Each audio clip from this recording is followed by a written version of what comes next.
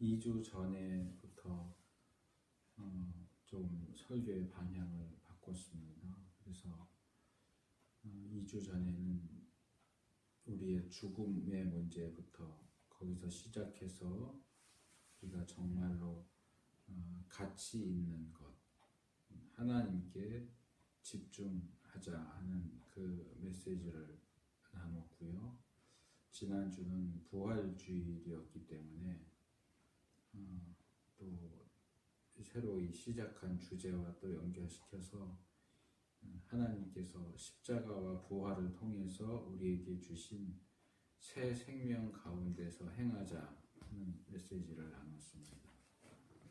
오늘은 지금 말씀드린 것처럼 하나님의 일을 하자.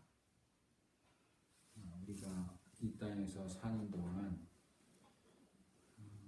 누구도 죽음을 피해갈 수 없는데 그 죽음을 앞에 두고서 우리가 우리의 삶을 어떻게 살아야 정말 가치 있는 삶이 되겠느냐라고 할 때 무엇보다도 하나님의 일을 해야 되겠다 하는 내용을 나누려고 합니다. 조금 전에 우리가 요한복음 6장에서 일부분인 27절에서 29절까지 말씀만 읽었지만 오늘 우리가 살펴보려고 하는 것은 요한복음 6장 전체입니다. 물론 분량이 적지 않기 때문에 각각의 내용들을 자세하게 살펴볼 수는 없고요. 성경 봉독 시간이 6장 전체를 읽을까 하는 생각도 했는데 너무 좀 긴 것 같아서 핵심적인 부분만 읽었고요. 하지만 오늘 설교 시간에는 6장 전체를 좀 전반적으로 살펴보려고 합니다. 그래서 크게 오늘 설교를 두 부분 정도로 나눠서 우리가 읽은 오늘 본문 말씀에 이르기까지의 6장 시작되면서 26절까지 내용을 전체적으로 어떤 흐름이 있고 어떤 내용들이 나오는가, 또 우리가 그 내용들을 어떻게 읽어야 할까 하는 내용을 살펴보고, 그 다음에 오늘 요절이 되는 이 말씀들과 또 그 이후에 나오는 내용들은 또 어떤 것들이 있고 우리가 어떻게 봐야 할까, 그리고 마지막으로 그 가운데서 하나님의 일을 한다 하는 부분에 대해서 조금 더 정리를 하고 설교를 마치려 합니다. 그래서 먼저 이 전반부에 나오는 전반적인 흐름을 살펴보면, 일단 이 6장 시작 부분은 많이 알려져 있는 오병이어 사건으로 시작합니다. 그래서 이 사건은 일반적으로 오병, 떡 5개와 2어, 물고기 2마리로 5,000명을 먹이셨다 하는 이적적인 사건으로 많이 알려져 있습니다.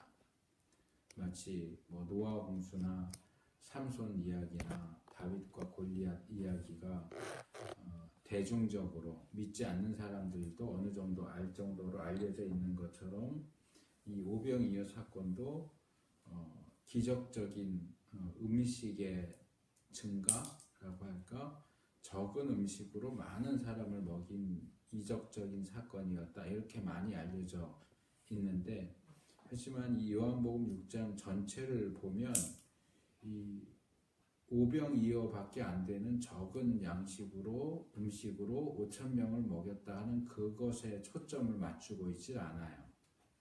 이것은 말하자면 하나의 계기일 뿐이고, 이 오병이어 사건을 계기로 해서 그 이후에 여러 가지 상황들이 벌어지고 있고, 오히려 이 요한복음 6장은 오병이어 사건 자체보다도 그것과 관련되어서 이어져서 나오는 상황들과 또 그것과 관련해서 예수님께서 말씀하시는 그 내용에 더 초점을 맞추고 있는 것으로 보입니다. 그렇기 때문에 우리가 이 요한복음 6장을 읽을 때 이적적으로 음식이 늘어났구나, 여기에 초점을 맞출 게 아니고 이 사건을 계기로 해서 어떤 상황들이 벌어지고 그런 상황들을 우리가 어떻게 이해해야 될까, 요한이 이 이야기들을 통해서 우리에게 전하고자 하는 것이 무엇인가 하는 그것에 초점을 맞춰서 이 부분을 읽어야 하겠다 하는 것을 좀 기억할 필요가 있습니다. 오병이의 사건 바로 직후에 나오는 내용은 이겁니다. 이 떡과 물고기를 배부르게 얻어먹은 사람들은 그 사건을 통해서 예수님이 구약시대에서부터 약속된 메시아구나, 우리의 구원자구나 하는 생각을 했습니다. 그래서 굉장히 적극적인 태도로 예수님을 자기들의 왕으로 삼으려고 합니다. 본문을 보면 억지로라는 표현이 나옵니다. 그러니까 그들은 예수님이 원하든 원하지 않든 자신들이 원하기 때문에 예수님을 자신들의 왕으로 세우려고 했어요. 예수님을 왕으로 세운다면 적어도 양식이 없어서 굶는 일은 없을 테니까. 그래서 예수님을 억지로라도 왕으로 삼으려고 했고, 이런 상황이 벌어지자 사실 예수님은 자기들을 따르는 무리가 며칠 동안 예수님을 따라오느라고 제대로 먹지도 못하고 이제 돌려보내려니까 굶은 상태에서 가다가 쓰러지거나 이럴까봐 그들을 불쌍히 여기는 마음에서 좀 먹여서 보내고자 하는 그런 선한 의도로 양식을 먹여주신 건데, 그들의 반응은 전혀 예수님이 생각하지 않은 방향으로, 물론 예수님이 하나님이시니까 그런 방향을 생각하지 못했다, 예상하지 못했다라고 표현하는 건 좀 틀린 표현이 될 수도 있겠지만, 어쨌든 예수님의 의도와는 다르게 사람들이 엉뚱한 방향으로 반응을 보였습니다. 그럴 때 예수님께서 취하신 반응은 일단 사람들을 급하게 흩으시는 거예요. 빨리 가라고 돌려보내는 거고요. 두 번째로는 제자들을 모아가지고 배에 태워서 이 갈릴리 호수 건너편으로 빨리 보내버리십니다. 그리고 마지막으로 예수님 자신은 산에 올라가서 밤새도록, 말하자면 철야 기도를 하신 거죠. 그러니까 사람들을 흩어보내고 제자들은 피신시키고 예수님 자신도 산에 올라가서 밤새 기도합니다. 제가 이번에 이 말씀을 준비하면서 이 생각을 해봤어요. 전에는 이런 생각을 해본 적이 없는데 왜 예수님께서 이렇게 반응을 하실까? 왜 이렇게 반응하셨을까? 예수님이 이런 반응을 보면서 제가 어떤 다른 주석이나 이런 것들을 봤을 때 이렇게 해석하는 것을 본 적은 없지만 이런 생각이 들었습니다. 이거는 있어요. 예수님이 제자들을 급하게 이렇게 호수 건너편으로 보내신 것은 이 제자들도 그 사람들 하는 걸 보면서 거기에 이렇게 휩쓸려 가지고 예수님을 왕으로 삼아야 된다 이런 식으로 이제 할까봐 그래서 제자들을 빨리 떠나보냈다 이렇게 설명을 하는 것은 있습니다. 그러니까 제자들도 이 구약에서 예언하고 있는 메시아나 그리스도에 대한 올바르고 확실한 개념을 가지고 있지 않았기 때문에, 심지어는 예수님이 부활하시고 승천하기 전까지도 그랬어요. 그래서 승천하시기 전에 제자들이 예수님께 물어보죠. 사도행전 1장에 보면 이스라엘을 회복하심이 이때니까 물어보죠. 예수님을 정치적인 그런 메시아로 이해하는 그런 것들이 여전히 남아있었던 것처럼 보이는데, 아직까지도 제자들이 충분하게 가르침을 받지 못한 상태에서 많은 무리가 예수님을 왕으로 삼읍시다 하고 으쌰으쌰 할 때 거기 휩쓸려 갈 수 있기 때문에 제자들을 빨리 그 자리에서 피하도록 하셨다 이렇게 하는 설명은 있습니다. 그런데 예수님께서 이 사건 직후에 산에 올라가서 밤새도록 기도하셨다라고 하는 부분은 왜 그랬을까? 그 생각을 해봤어요. 어쩌면 이 상황이 제자들에게만이 아니라 예수님 자신에게도 위험한 어떤 유혹이나 시험처럼 여겨지지는 않았을까 하는 생각을 해봤습니다. 예수님이 사역 초기에 세례 받으시고 광야에 가서 40일 기도하셨을 때 사탄이 여러 가지로 시험을 합니다. 내가 하나님의 아들이라면 이런 조건을 붙이면서 돌로 떡을 만들어서 먹으라던가 성전 꼭대기에서 뛰어내리라거나 또는 자기에게 절하면 이 세상을 주겠다는 식으로 예수님을 시험하죠. 물론 우리가 알고 있는 것처럼 예수님은 그 세 가지 경우 모두 다 신명기 말씀을 인용하시면서 이 사탄의 시험과 유혹을 잘 물리치셨습니다. 근데 언젠가 제가 이 사탄의 시험에 대해서도 말씀을 나눴던 것 같은데, 단순히 이게 시험이다 이렇게만 볼 수 있는 것이 아니고 조금 더 현실적으로 생각하는 것도 필요하다는 거죠. 예를 들면 이 마태복음과 누가복음은 순서가 좀 중간에 바뀌기는 하는데, 세 가지 시험이 처음에 돌로 떡 만들어 먹으라는 건 똑같은데 뛰어내리는 거하고 절하는 건 순서가 두 복음서가 바뀌어 있긴 한데, 마태복음에는 절하라는 게 마지막에 나와 있죠. 자, 사탄이 예수님에게 자기에게 절을 하라고 합니다. 그러면 이 세상을 다 넘겨주겠다고 얘기합니다. 우리가 어떻게 생각하면 이건 말도 안 되는 얘기죠. 하나님이신 예수님에게 사탄에게 경배하라고 절하라고 하는 거는 있을 수도 없는 일이고 말도 안 되는 시험이지만, 예수님이 왜 세상에 오셨는가를 생각해 본다면 예수님은 이 세상을 구원하려고 오신 거예요. 그리고 우리가 알고 있는 것처럼 체포되시기 전에 감람산에서 겟세마네에서 기도하시면서 땀이 핏방울처럼 떨어질 정도로, 또 히브리서 기자에 의하면 심한 눈물과 통곡으로 기도하시면서 꼭 내가 십자가를 져야만 합니까? 십자가 말고는 다른 방법이 없겠습니까? 그렇게 기도하시잖아요. 이 세상을 구원하기 위해서, 이 세상을 사탄의 손에서 되찾기 위해서는 십자가라고 하는 굉장히 고통스러운 방법을 통과할 수밖에 없는데, 지금 이 사탄의 시험은 십자가를 통과하지 않고서도 세상을 얻는 방법을 제시하는 거예요. 너 굳이 십자가 질 필요가 있냐? 지금 나한테 절만 해. 그러면 너가 이 땅에 온 목적을 이루게 해줄게. 그거예요. 이 세상을 네 손에 넘겨줄게. 네가 이 세상을 구원하러 왔잖아. 아주 간단해. 나한테 절만 하면 이 세상을 너한테 넘겨줄게. 이것이 단순한 시험이고 간단하게 이길 수 있는 시험이었겠느냐? 그런 거라면 애초에 시험이라고 말하기도 어려웠겠죠. 그게 예수님에게 돌로 떡을 만들어 먹으라고 하는 것도 우리가 쉽게 상상할 수 있잖아요. 40일을 금식하셨는데 얼마나 배가 고프셨겠어요. 그러니까 그것도 예수님인데 뭐 먹는 거 갖고 시험 받으셨겠어? 이렇게 생각할지도 모르지만, 그것이 정말 유혹거리가 되지 않는다면, 유혹거리도 되지 않는 걸 가지고 예수님을 시험하는 사탄이 멍청한 거죠. 근데 사탄이 그렇게 멍청하냐 하면 그렇지 않거든요.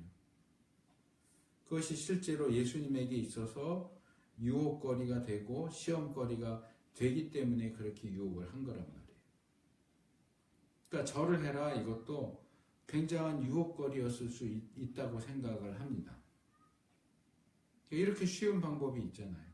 왜 구태여 그렇게 심한 눈물과 통곡으로 기도하면서까지 이거 피할 수 없겠냐고 하셨던 그 십자가라는 방법을 통해서만 세상을 손에 넣어야 되냐고. 마찬가지로 이것도 어쩌면 예수님에게 큰 유혹거리였기 때문에 그러지 않았을까라는 생각이 들어요. 많은 사람들이 5,000명, 남자만 5,000명이잖아요. 그러면 애들이나 여자까지 합치면 한 2만 명이 될 수도 있어요. 그 적지 않은 숫자죠. 그 당시에는. 그렇게 많은 사람들이 예수님을 왕으로 삼겠다고, 예수님을 따르겠다고 하는데 좋다, 이게 기회다 해서 얼마든지 나를 따르라 하고 뭔가 일을 일으킬 수도 있는 상황이란 말이에요. 그게 그만큼 뭐라 그럴까, 굉장히 위험하게 여겨지고 또 생각을 잘못하면 굉장히 좋은 기회라고 여겨질 수도 있기 때문에 예수님이 급하게 제자들이 거기에 휩쓸리지 않도록 떠나 보내신 거란 말이에요. 그러니까 다르게 말하면 예수님이 지금 위기의식을 느끼신 거예요. 이거 이대로 놔두면 안 되겠다. 그래서 사람들도 흩어보내고 제자들도 보내셨을 뿐만 아니라 예수님 자신도 바로 산에 올라가셔서 혼자 산에 가셔서 밤을 새워서 철야 기도하신단 말이에요. 예수님이 철야 기도하셨다는 얘기가 복음서에 그렇게 많이 나오질 않아요. 그 중에 하나가 12 제자를 선택하실 때 철야 기도하셨다는 내용이 나오고요. 또 여기에 나오고요. 제 기억엔 그렇게 많지 않아요.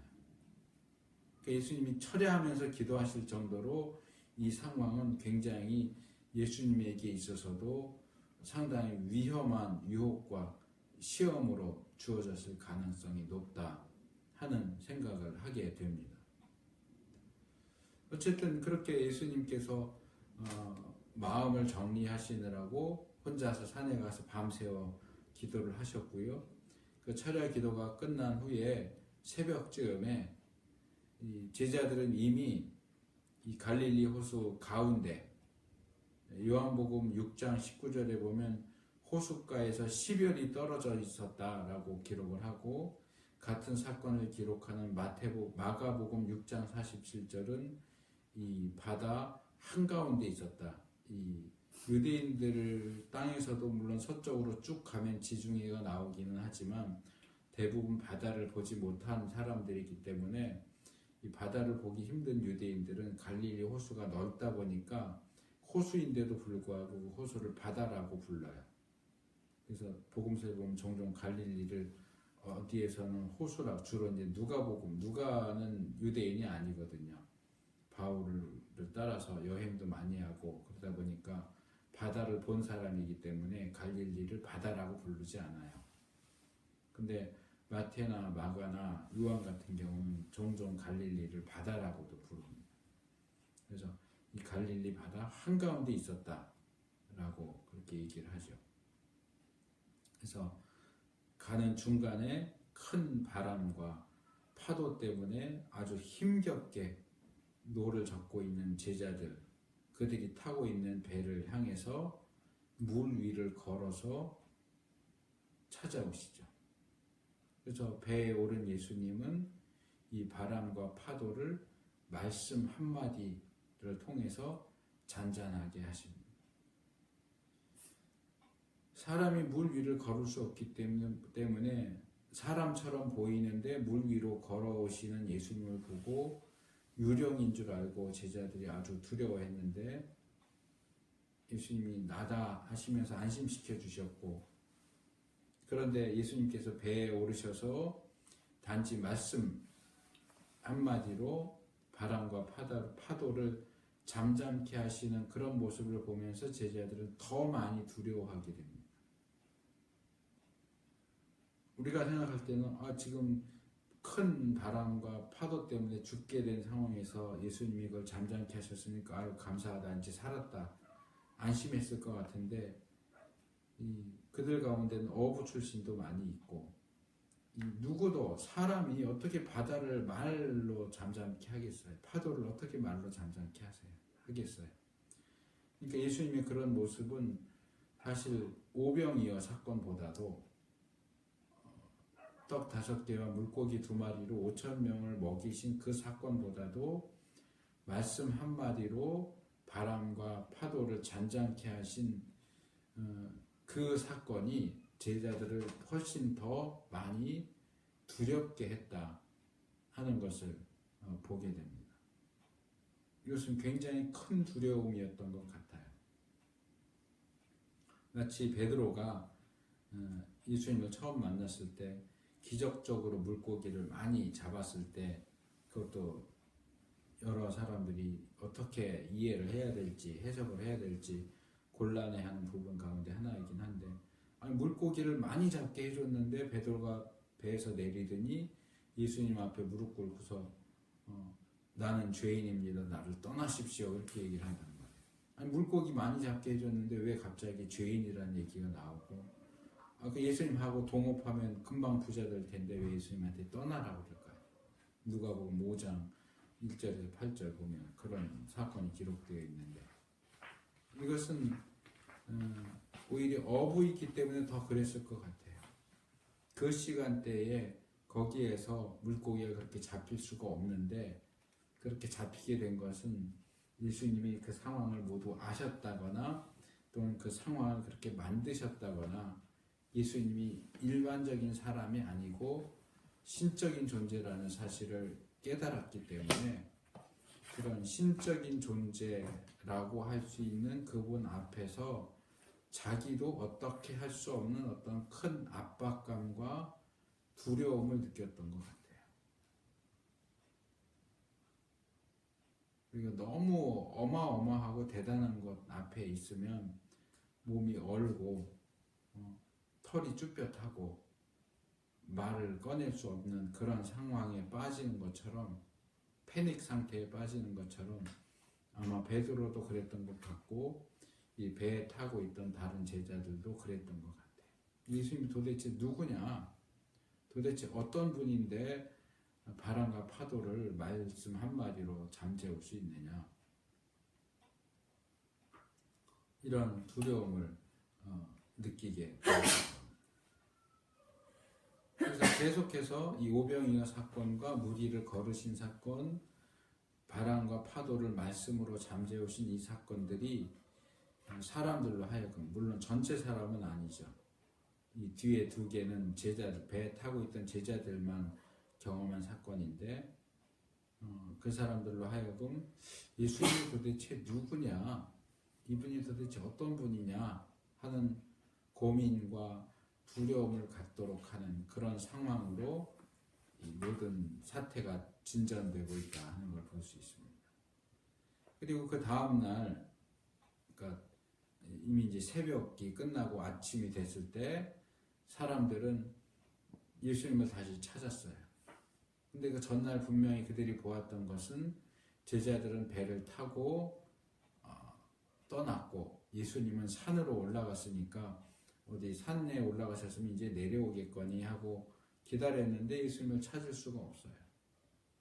배도 어제 제자들이 타고 간 것 외에는 없어진 게 없고, 그러니까 배 타고 가셨을 리는 없는데 어디 가셨을까? 막 수소문 하다가 결국은 예수님과 제자들이 함께 있는 호수 건너편으로까지 쫓아오죠. 그리고 물어봅니다. 선생님 언제 오셨습니까? 우리가 많이 찾았습니다. 이들이 이렇게 아주 열성적으로 열심을 내서 예수님을 따라왔을 때 우리가 예수님이었으면 좀 기분이 좋았을 것 같기도 해요. 이 사람들이 날 이렇게 따르는구나, 나를 이렇게 지지하는구나, 아주 긍정적으로 또 기분 좋게 받아들였을지 모르겠지만 예수님께서 그들에게 보이신 반응, 그들에게 하신 말씀은 아주 뜻밖의 것입니다. 그리고 상당히 냉정해 보이는 말씀을 하십니다. 오늘 우리가 읽은 본문 바로 앞에 구절인데 요한복음 6장 26절에 보면 예수께서 대답하여 가라사대 내가 진실로 진실로 너희에게 이르노니 너희가 나를 찾는 것은 표적을 본 까닭이 아니요 떡을 먹고 배부른 까닭이로다. 이렇게 말씀하십니다. 너희들 나를 왜 찾았냐? 이 호수 건너편까지 작지도 않은 호수인데 이 수소문에서까지 여기까지 나를 따라온 이유가 뭔지 나는 안다. 표적을 본 까닭이 아니다. 표적을 보고 나를 믿으려고, 나를 믿기 위해서 여기 온 게 아니고 어제 떡 얻어먹고 배불러서 나 찾아온 거 아니냐. 또 얻어먹으려고, 또 떡 얻어먹으려고 나 찾아온 거 아니냐. 그 말씀을 하세요. 아주 꼭 집어서 말씀하시죠. 예수님의 이 말씀을 우리 자신에게 적용시켜서 물어볼 필요가 있을 것 같아요. 우리가 왜 예수님을 찾아옵니까? 우리는 왜 예수님을 따릅니까? 예수님을 믿기 위해서 따릅니까? 아니면 예수님이 주실 수 있다고 생각하는 무언가 다른 것을 얻어내기 위해서 예수님을 따라옵니까? 떡 먹기 위해서 예수님을 따라옵니까? 예수님은 이런 식으로 예수님을 믿기 위해서가 아니라 예수님으로부터 무언가를 얻어내기 위해서 예수님 앞에 나오는 자들을 향해서 오늘 우리가 읽은 이 본문 말씀을 이어서 하시는 겁니다. 그래서 오늘 본문부터, 우리가 읽은 본문부터 그 이후 내용, 이제 두 번째 부분으로 넘어가면 한 절씩 보면은요, 27절에서 썩는 양식을 위하여 일하지 말고 영생하도록 있는 양식을 위하여 하라. 이 양식은 인자가 너희에게 주리니 인자는 아버지 하나님의 인치신 자니라. 이렇게 말씀을 하십니다. 야, 너희들이 이렇게 열심을 내서 나를 찾아왔는데 그거 나를 믿으려고 오는 게 아니고 떡 얻어먹으려고 왔잖아. 너희들 그렇게 떡 얻어먹으려고 수고하고 애쓰고 그런 거 하지 마라. 여기 일한다 하는 말이 나오죠. 두 번 나오죠. 일하지 말고 일하라.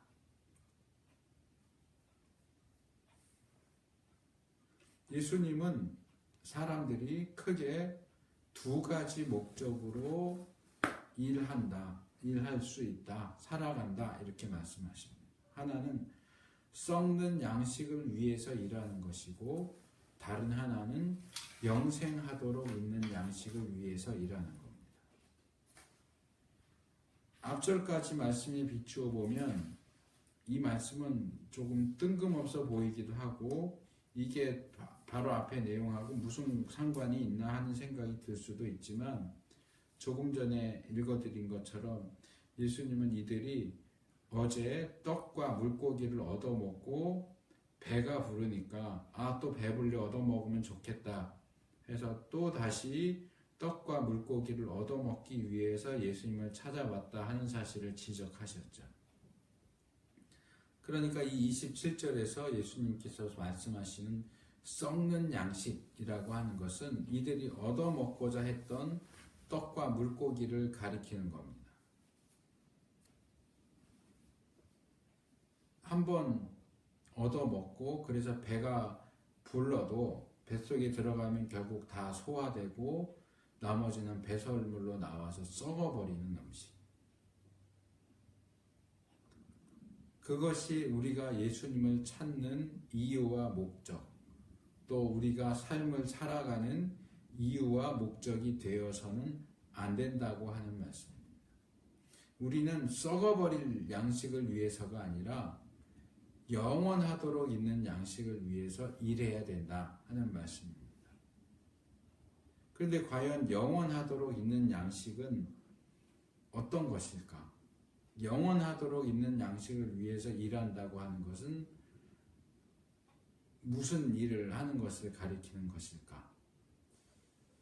저는 이 영원하도록 있는 양식이라고 하는 것은 영원한 가치를 가지고 있는 것을 가리킨다고 생각합니다. 그리고 이 영원하도록 있는 양식, 영원한 가치를 가지는 이것은 오직 예수님께서만 우리에게 주실 수 있는 것이다. 이렇게 말씀을 하십니다. 일시적이고 제한적이고 금방 없어질 것에 너희 시간과 노력과 관심을 들이지 말고 영원하도록 존재하는 정말로 가치 있는 것에 시간과 관심과 노력을 기울여라. 근데 그것은 어떻게 가능하냐? 오직 예수님을 통해서만 가능하다. 그 영원한 가치가 있는 것, 영원하도록 있는 양식을 주실 수 있는 예수님을 앞에 두고서 힘들게 그 예수님을 찾아와서 그 앞에 와서 기껏 한다는 게 썩어버릴 것 좀 주세요 라고 하는 말을 하는 그런 어이없는 상황이 지금 벌어지고 있다 하는 거죠.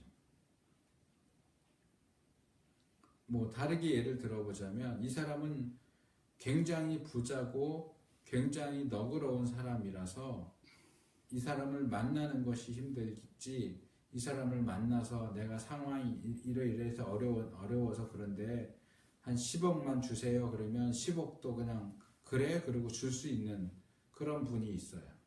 근데 힘들게 이 사람을 만났는데 기껏 한다는 말이 저 10만 원만 주세요 얘기하는 거랑 똑같은 거예요. 10억을 주실 수 있는 분을 힘겹게 찾아가서 기껏 한다는 게 10만 원만 주세요. 얼마나 바보 같은 짓이에요. 영원하도록 있는 양식을 주실 수 있는 분 앞에 가서 한 끼만 주세요. 그러고 있다는 거죠. 자, 아까 던졌던 질문을 다시 던지겠습니다. 우리는 무엇 때문에 예수님을 찾아 나왔습니까? 우리는 예수님에게서 무엇을 구합니까? 예수님만 주실 수 있는 영원한 가치를 가진 그것을 구합니까? 우리의 관심이, 우리 인생의 초점이 영원한 것에 맞추어져 있습니까? 아니면 잠시 있다가 없어지고 결국은 썩어질 것에 초점을 맞추면서 아등바등하고 살아가고 있습니까? 예수님을 안 믿는 사람이야 당연히 그러겠지만 예수님을 믿는다고 하는 사람들 가운데서도 이런 사람들이 많아요. 정말로 가치 있는 것을 알아보지 못하고 가치 없는 것, 하찮은 것, 결국 썩어버릴 것에 굉장한 가치 있는 것처럼 거기에 가치를 두고, 지난번에 제가 가치관 이식 이런 제목으로 이 가치관의 문제다 하는 말씀을 드린 적이 있는데, 우리 가치관이 잘못되어 있어서 정말로 가치를 둬야 할 것은 무시하고 가치 없는 것들에 온통 정신을 쏟으면서 그렇게 사는 사람들이 많이 있다는 거죠. 우리가 이 말씀 앞에서 우리 자신을 돌아볼 필요가 있습니다. 우리는 과연 어떤 것에 가치를 두고 있는가? 예수님을 찾아오기는 찾아오는데 주일 돼서 예배 드린다고 나오기는 하는데 그 예수님 앞에 나와서 우리가 뭘 좀 주세요 라고 하고 있느냐. 자, 28절입니다. 저희가 묻되 우리가 어떻게 하여야 하나님의 일을 하오리까? 자, 예수님의 이 말씀을 들은 유대인들은 예수님의 말씀에 관심을 보입니다. 사실 우리는 예수님의 말씀을 들으면서도 예수님이 말씀하시는 게 정확하게 뭔지 잘 알아듣기가 어려워요.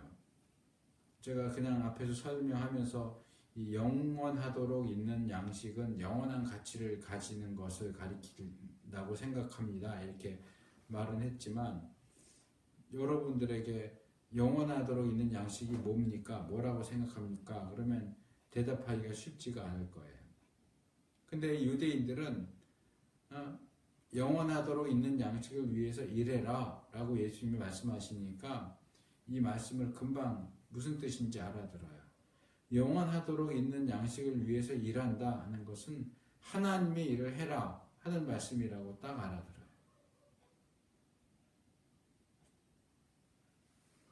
영원하도록 있는 양식을 위해서 일한다는 것은 하나님의 일을 한다는 얘기예요. 근데 그걸 알아차리기는 했지만 그들도 하나님의 일을 한다는 건 또 도대체 뭔가 하는 부분이 정리가 되어 있지 않아요. 그래서 물어보죠. 하나님의 일을 한다는 건 뭐냐? 무엇을 어떻게 하는 것이 하나님의 일을 하는 것입니까? 라고 물어보죠. 우리가 물어야 할 질문을 대신 물어보는 거죠. 29절에 보면 예수님이 대답하시죠. 예수께서 대답하여 가라사대 하나님의 보내신 자를 믿는 것이 하나님의 일이니라 하시니. 여기서 우리는 좀 이들의 질문과는 좀 거리가 있어 보이는, 좀 엉뚱해 보이는 대답을 발견하게 됩니다. 자, 영원하도록 있는 양식, 영원한 가치가 있는 하나님의 일을 한다는 것은 어떻게 하는 것이냐? 뭐 큰 교회를 세운다, 뭐 선교를 한다, 이런 게 아니고 하나님께서 보내신 분이신 예수님을 믿는 것이 하나님의 일을 하는 것이다. 예수님을 믿는 것이 곧 하나님의 일을 하는 것이고, 예수님을 잘 믿는 것이 곧 하나님의 일을 잘 하는 것이다. 자, 우리가 이 말씀을 어떻게 이해할 수 있을까요? 우리가 영원한 가치를 가지는 일, 하나님이 원하시는 하나님의 일을 하고자 한다고 할 때 과연 예수님을 믿는 것만으로 충분할까요? 충분하다고 생각하십니까? 사실 우리 생각에 예수님을 믿는 것은 기본이고, 거기에 추가해서 뭔가를 더 해야, 그래야 하나님의 일을 하는 것이다 라는 생각을 하지 않습니까? 자, 이 하나님의 일을 한다 하는 것은 설교를 마치는 끝부분에서 조금 더 살펴보기로 하고, 이어지는 이 6장의 그 이후 내용을 조금 더 살펴보기로 하겠습니다. 근데 이제 30절부터 나오는 그 이후의 내용은 다시 또 무슨 럭비공처럼 이야기가, 공이 퉁 하고 튕겨지면 방향이 있어서 그 다음엔 여기서 튕기겠구나 하고 알 수 있는데, 럭비공은 생김새가 그래서 어디로 튈지 모르는 것처럼 이 요한복음 6장 얘기는 좀 여기로 튀었다 저기를 튀었다 좀 그러는 느낌이에요. 우리의 예상대로 이야기가 진행이 되지 않아요. 예수님의 말씀을 들은 유대인들은 마치 바울이 고린도전서 1장 22절에서 유대인들은 표적을 구한다 라고 했던 것처럼 이야기를 표적으로 끌고 갑니다. 어떻게 하는 것이 하나님의 일을 하는 겁니까? 하나님이 보내신 자를 믿는 것이 하나님의 일을 하는 것이다. 하나님을 보내신 자가 예수님 자신이라는 말씀이죠. 그러니까 유대인들은 뭐라고 그래요? 당신을 믿으라고요? 그럼 우리가 당신을 믿을 수 있도록 하는 증거를 보이십시오. 당신이 하나님께서 보내신 자라는 사실을 증명해 보이십시오. 당신이 하나님께서 보내신 자라는 것을 증거하는 표적을 보여주십시오. 표적을 구하죠. 그러면서 무슨 얘기를 해요? 모세는 광야에서 우리 조상들에게 만나를 줬는데 당신은 그럼 뭘 주겠습니까? 예수님께서는 만나는 모세가 준 게 아니라 하나님께서 주신 것이다 라고 정정하시면서, 사실 만나도 역시 사람을 영생하도록 해주는 것이 아니다 라고 말씀하시죠. 만나를 먹은 사람들도 결국은 죽죠. 만나가 하나님이 주시는 하늘 양식일 수 있겠지만 만나를 먹는다고 해서 영생하는 건 아니죠. 하나님께서 정말로 사람들에게 주고자 하셨던 것은 먹어도 결국엔 죽는, 썩는 양식이 아니라 사람이 그것을 먹으면 영생하도록 해주는 생명의 떡을 주고자 하셨다라고 말씀을 하시죠. 그랬더니 유대인들은 또 얘기합니다. 우리에게 그 떡을 주십시오. 결국 예수님과 이 유대인들의 대화는 원점으로 돌아간 거예요. 처음 예수님을 찾아올 때도 떡 주세요 하려고 찾아왔던 거고, 예수님이 여러 가지 다른 말씀을 하시는데도 이들의 결론은 결국 떡 주세요. 떡 주세요. 이들의 머릿속엔 온통 예수님으로부터 떡 얻어먹을 생각밖에 없는 거예요. 우리나라 옛날 얘기에 뭐 호랑이가 떡 하나 주면 안 잡아먹지 그랬다는 것처럼, 예수님이 떡 주면 그걸로 만족할 생각을 하고 있는 거예요. 떡 언제 주나? 어떻게 떡을 좀 더 얻어먹을까? 이 생각밖에 없어요. 예수님은 정말 하나님이 원하시는 것이 무엇인지, 정말로 관심을 가져야 하는 것이 무엇인지를 말씀하고 계시는데도 이들은 결국, 이들의 결론은 늘 똑같아요. 떡 주세요. 우리가 교회에 나와서 말씀을 듣고 말씀을 배우고 찬송하고 기도하면서도 결국 결론이 떡 주세요일 수 있어요. 좋은 말씀을 들으면서도 아 그렇구나. 그런데 떡 주세요. 떡은 안 주세요? 떡은 언제 주세요? 하나님의 일을 해야 됩니다. 아멘. 근데 떡은 안 주세요?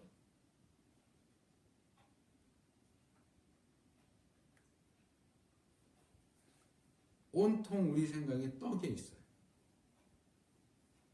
마태복음 6장에 있는 표현대로 하면 무엇을 먹을까, 무엇을 마실까, 무엇을 입을까.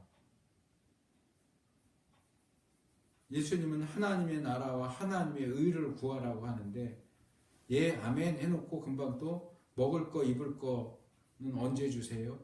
떡은 안 주세요?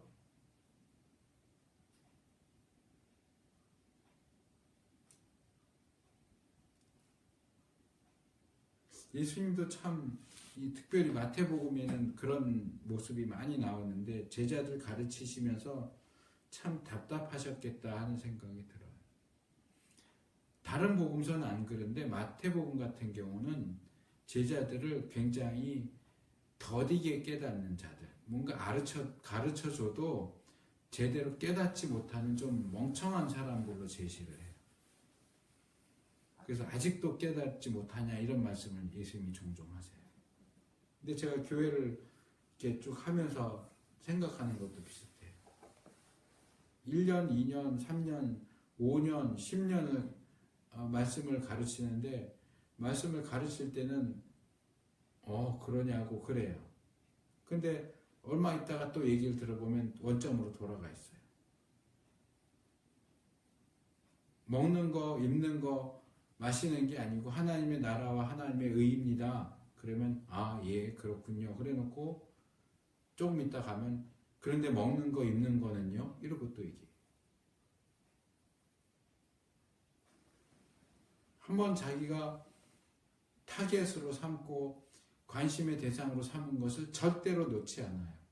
아무리 그게 하나님 말씀에 따르면 그거 아닙니다. 그게 아니고 이겁니다. 먹는 거 마시는 게 아니고 하나님의 나라와 하나님의 의입니다. 이렇게 가르쳐줘도 듣는 당신은 그렇군요 이러는데 조금 지나면 금방 또 와서 근데 먹는 거 입는 거는요? 떡은요? 이런다고요. 도대체 이 사람들을 가르치는 것이 무슨 소용이 있을까? 이 생각이 바뀌기는 하는 걸까? 낙심이 될 때가 많아요.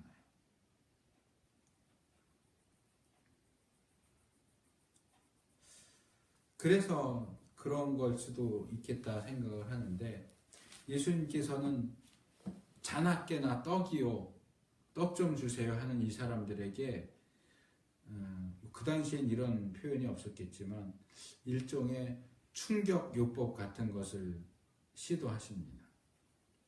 예수님께서 이 사람들이 먹고 마셔서 영생하도록 하는 이 생명의 떡은 바로 자기 자신이다 말씀을 하십니다.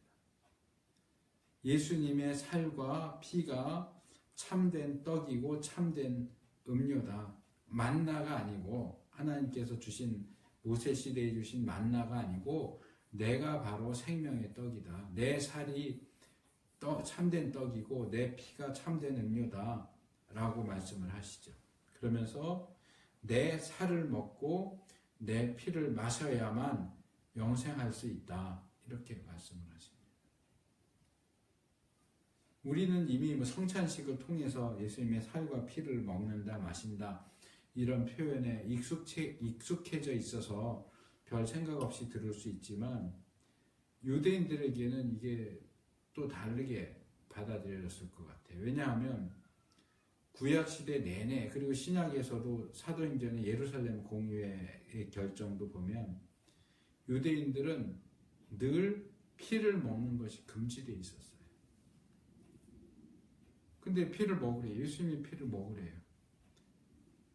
짐승의 피도 먹는 게 금지되어 있는데 사람의 피를 먹어야 예수라고 하는 사람의 피를 먹어야 마셔야 영생할 수 있다고 하는 그 말씀이 유대인들에게 얼마나 충격적인 얘기였겠느냐. 우리가 이걸 잘 캐치하지 못하는 것 같아요.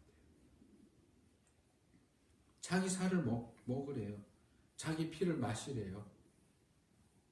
그러니까 본문에 그런 내용이 나오죠. 이 사람이 어떻게 능히 자기 살을 우리에게 줘서 먹게 하겠느냐.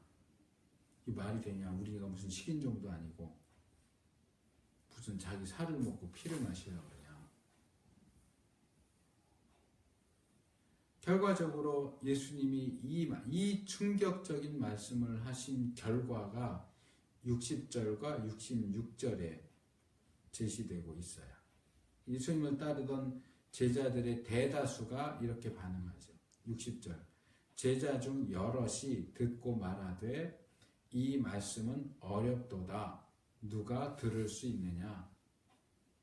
이게 도대체 무슨 얘기야? 너는 알아듣겠냐? 무슨 얘기를 하는 건지 알아듣겠어?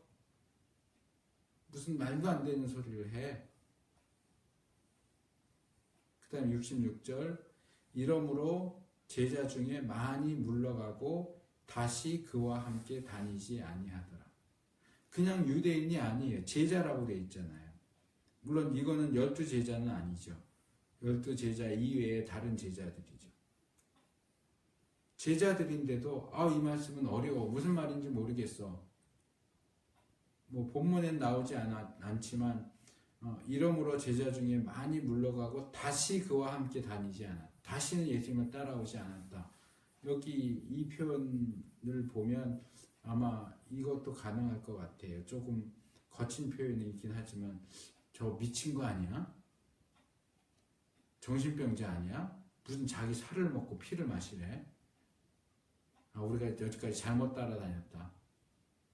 저 미친놈을 우리가 여기까지 따라다녔어. 이러면서 아마 예수님을 버리고 떠나갔던 것 같아요.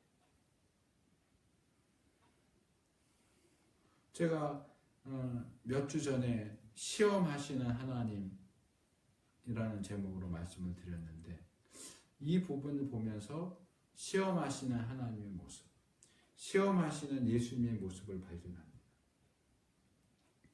왜 예수님은 사람들에게 이렇게 어려운 말씀을 하시는 걸까요?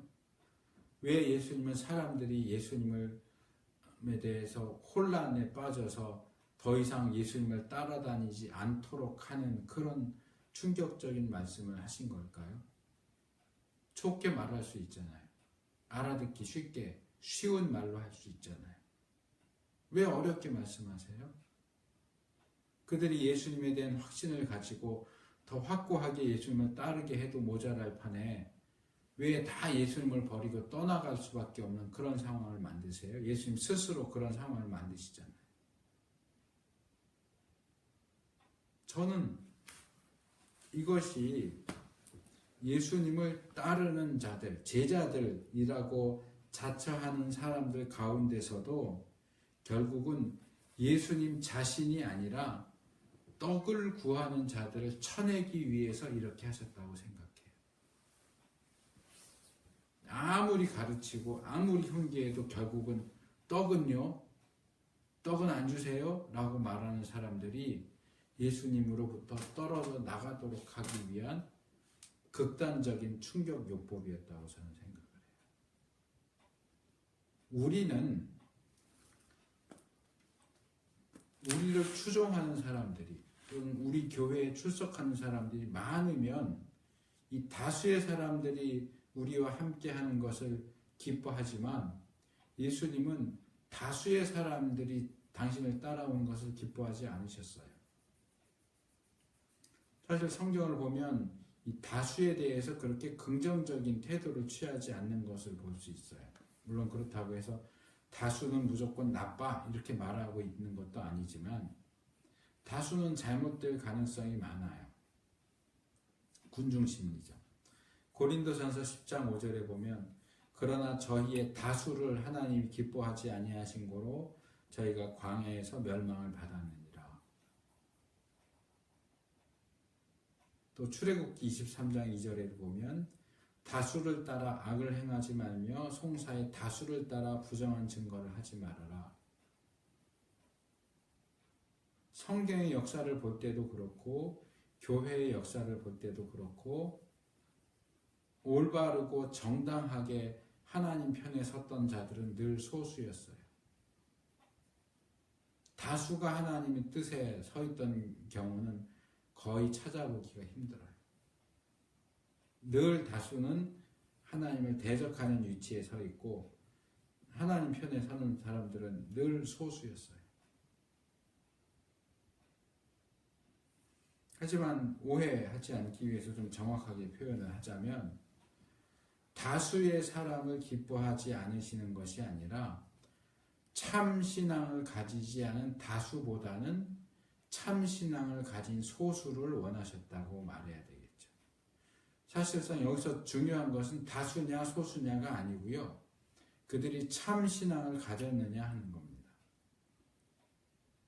오늘 우리가 읽은 본문의 표현으로 바꾸어서 말한다면 영생하도록 있는 양식을 위해서 일하는 자, 그리고 하나님의 일을 하고자 하는 자를 원하시는 거예요.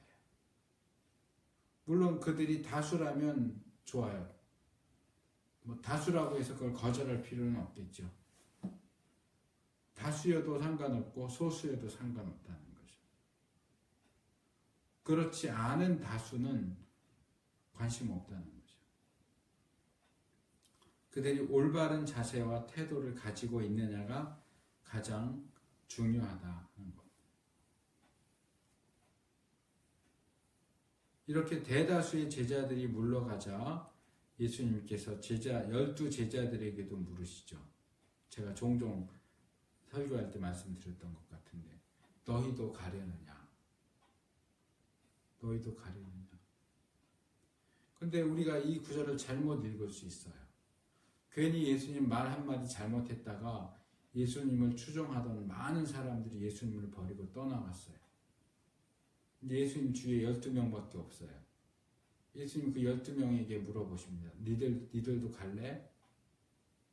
예수님의 이 질문을 마치 예수님께서 전혀 예상치 못한 실수를 해서 궁지에 몰려서 가련한 표정으로 니들은 제발 가지마 하는 그런 마음, 그런 표정으로 야 정말 너희들까지 나를 버리고 갈 거야? 그렇게 물으시는 것처럼 이 본문을 읽는다면 그것은 아주 큰 오해입니다. 예수님은 사람들에게 부탁하지 않으십니다. 예수님은 사람들에게 매달리지 않으십니다. 다수가 아니어도 또는 소수가 아니어도 한 사람도 예수님 곁에 남지 않아도 아무 상관없습니다. 오늘날 교회들과 목사들 그리고 신자들은 너무 숫자에 매달립니다. 예수님은 숫자에 매달리지 않으십니다. 예수님을 믿는 신앙에 있어서 정말로 중요한 것은 신앙의 양이나 크기가 아니라 그것이 살아있는 신앙이냐 생명력 있는 신앙이냐 하는 겁니다. 예수님이 말씀하신 겨자씨 비유가 바로 그 사실을 강조하는 겁니다. 이 부분은 아마도 다음 주에 제가 좀 더 다루게 될 것 같습니다. 예수님은 살아있는 신앙, 생명력 있는 신앙을 가진 자들을 원하세요.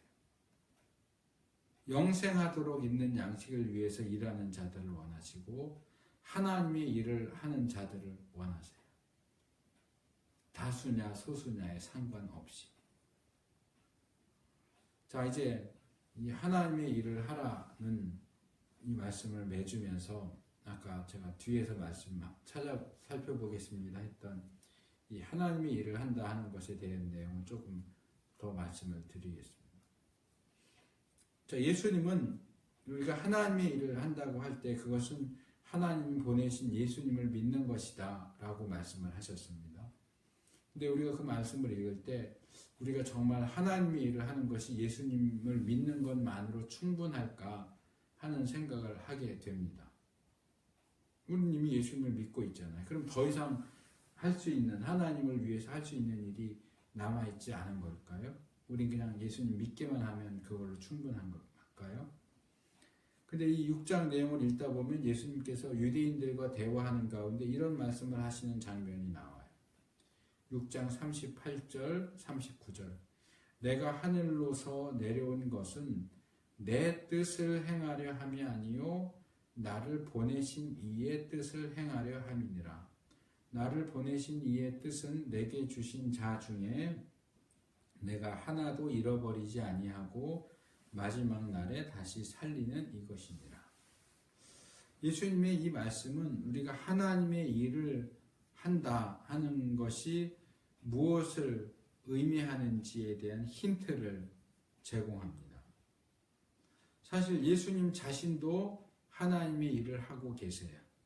근데 그 하나님의 일을 한다 하는 것을 조금 다르게 표현하시는데, 나 자신의 뜻을 행하는 것이 아니라 하나님 아버지의 뜻을 행하는 것이다. 그 하나님의 일을 한다고 하는 것은 하나님의 뜻을, 하나님이 원하시고 뜻하시는 것을 하는 것이다. 이렇게 바꿔서 말할 수 있겠죠.